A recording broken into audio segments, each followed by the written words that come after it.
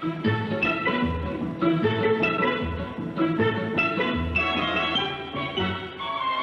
of these three men is an expert on unidentified flying objects, commonly called flying saucers.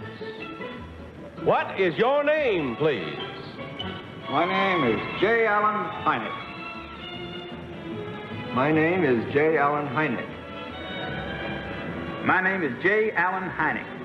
Only one of these men is the real J. Allen Hynek. The other two are imposters and will try to fool this panel. Tom Poston, Peggy Cass, Orson Bean, and Kitty Carlisle. On To Tell the Truth with your host, Bud Collyer.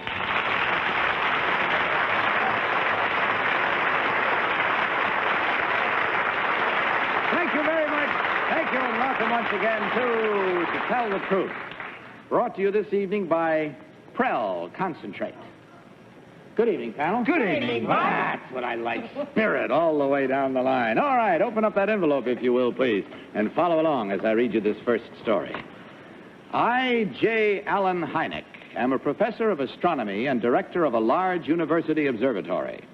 I am also consultant to the United States Air Force on unidentified flying objects, sometimes popularly called flying saucers. Part of my job is on-the-spot investigation of sightings of strange things in the sky. Recently, again, there have been a rash of reports of mysterious flying objects.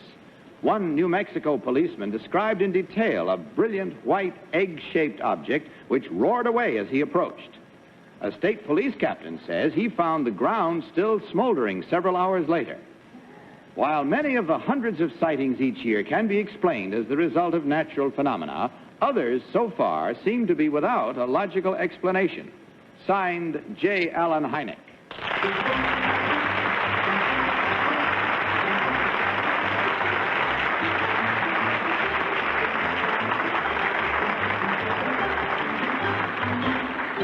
Panel, these three gentlemen all claim to be Dr. J. Allen Hynek, astronomer and Air Force consultant on UFOs, or unidentified flying objects.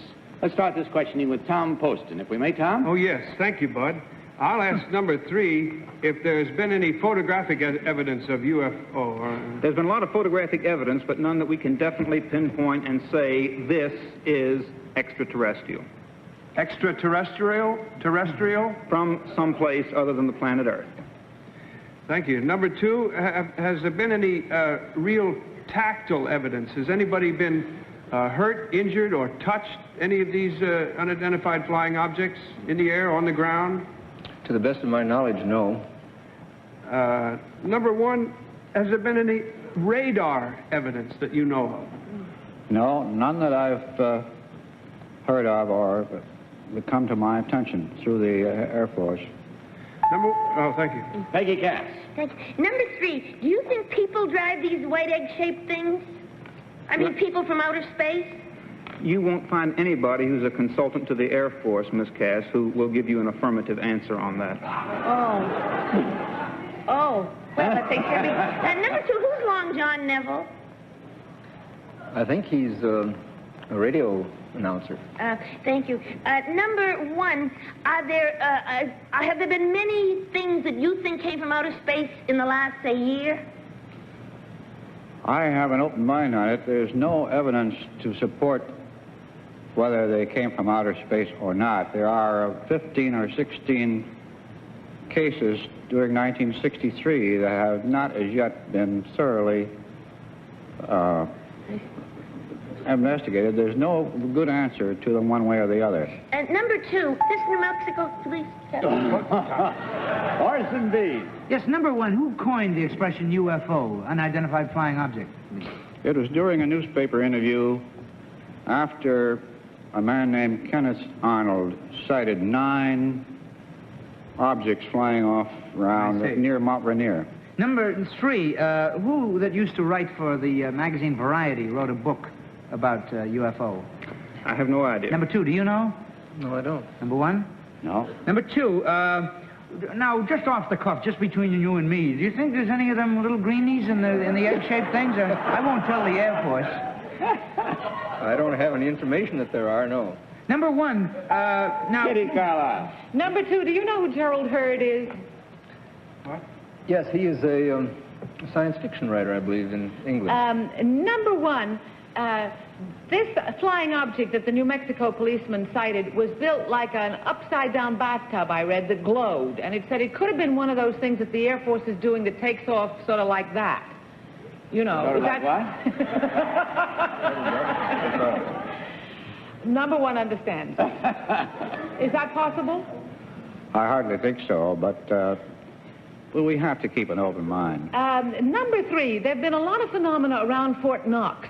And it had been suggested that there was a concentration of gold there that created some kind of odd things. Is that possible? I think what you mean is there have been a lot of reports from the Fort Knox area, and this may be because people in that area suspect that people might be after the gold.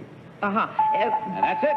Time for you now to take your flying objects in hand and mark your ballots, if you will, panel. Mark them at once. Without consultation, simply vote now, if you will, for number 1, for number 2, or for number 3. And our team of challengers will receive the usual $250 for every incorrect vote. All ballots marked, panel? All right, Tom, for whom did you vote?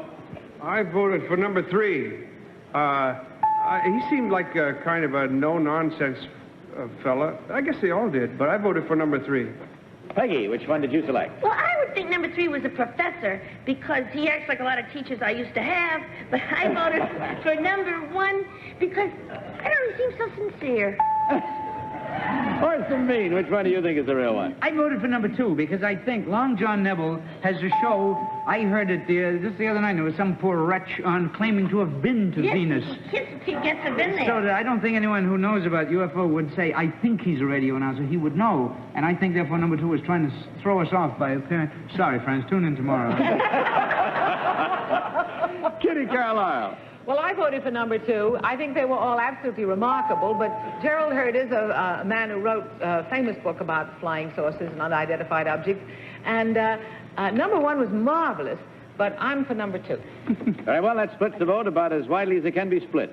With a panel of 4, 1, 2 for number 2, 1 for number 1, 1 for number 3. Let's go into the charm circle now and see how that stacks up with truth itself, as we learn now which of these gentlemen is indeed the astronomer and Air Force consultant on unidentified flying objects. Therefore, will the real Dr. J. Allen Hynek please stand up?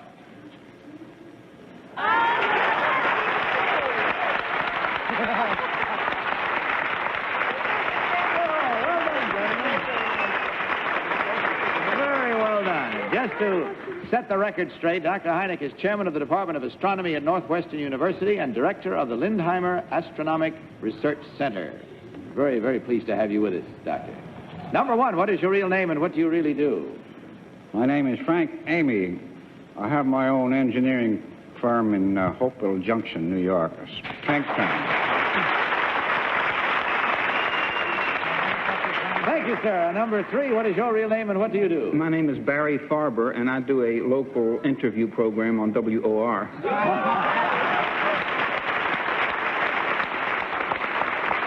Well, you did a good job of fooling this panel, believe me. And in checking the score, I'm sure you know already that there were 2 incorrect votes, and that's twice $250 or $500 coming your way from Aerowax, and of course a gift of all the fine products from the makers of Aerowax. Gentlemen, thank you very much for working us into your evenings, and I hope it was as much pleasure for you as it was for us. Goodbye, and God bless you.